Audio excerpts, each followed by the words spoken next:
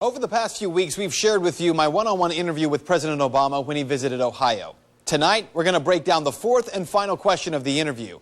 It was actually the first question we asked, and it might best represent the idea of a politician saying one thing and then doing another. This is a reality check you won't see anywhere else.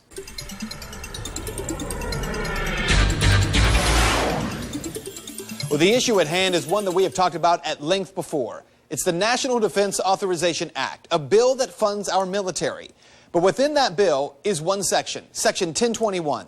It gives the president the power to arrest and indefinitely hold even U.S. citizens who are simply accused of terrorism or aiding terror groups. A person who was a part of or substantially supported Al-Qaeda, the Taliban, or associated forces that are engaged in hostilities against the United States or its coalition partners, including any person who has committed a belligerent act or has directly supported such hostilities in aid of such enemy forces, falls under Section 1021 of the NDAA. Now, to be clear, this law does not require that the government prove that you've been working with terrorists. It does not require that you're given a trial. It allows you to be held by the government indefinitely. And yes, it's called the Indefinite Detention Clause because it means that you can be held by the feds in prison without one shred of proof that you've done anything wrong, until the end of our endless war on terror.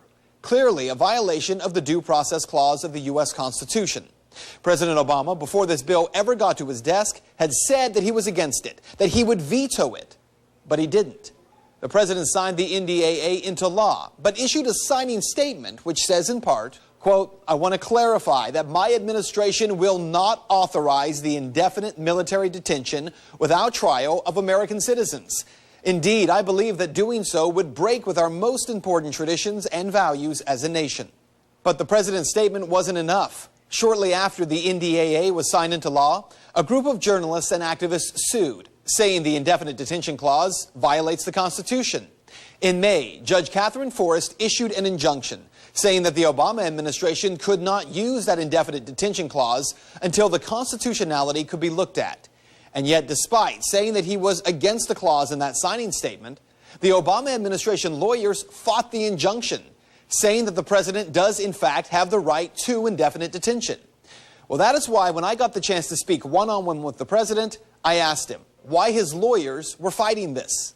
When you signed the National Defense Authorization Act into law, you issued a signing statement at that time that said you would not use that power for indefinite detention on Americans. You understood the concerns that people had. A judge earlier this year issued that the administration couldn't use those powers because it's unconstitutional. So why are the government's own lawyers fighting that judge's order, the injunction in particular? Well, look, the basic principle here is, number one, my first job is to keep the American people safe. Number two, we've got to do it in a way that respects our values and our traditions of rule of law. That's why I ban torture. That's why I've argued that we should actually close Guantanamo. But I've also said that, we've got some bad guys who are down there who we may not be able to try in a traditional court, but have pledged to try to hurt Americans. And so that's something that we inherited, that we're dealing with, and it's complicated. On the other hand, what I also said was a U.S. citizen can never be subject to that kind of detention. Congress disagreed with me, and I didn't want us to not be able to finance our military and pay our soldiers and our troops.